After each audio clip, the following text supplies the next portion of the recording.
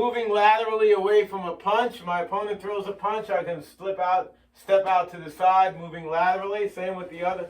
I want to step out to the side. Notice how I move my leg and my head off that center line from him, right? So you want to practice that with your partner too. Now, if he throws that punch and I step to the inside, just remember you have to counter first. Otherwise, he's going to meet you with that.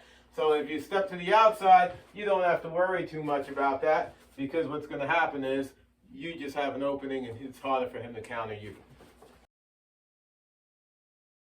Moving diagonally away from the punch is when the opponent throws a punch, I step out diagonally. This is going to allow me the opportunity to counterattack. Take a look at it from the other side. I step out. Look at this wide opening I have here. So practice stepping diagonally. Make sure you can touch your opponent or your partner and work that drill.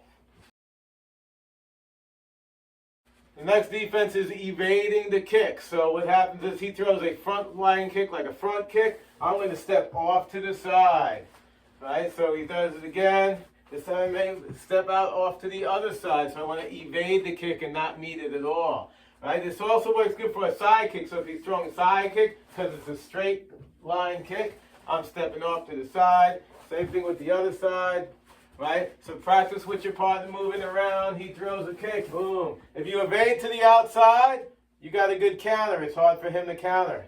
Good. He throws that same kick again. Well, if I evade to the outside once again, I got a good counter.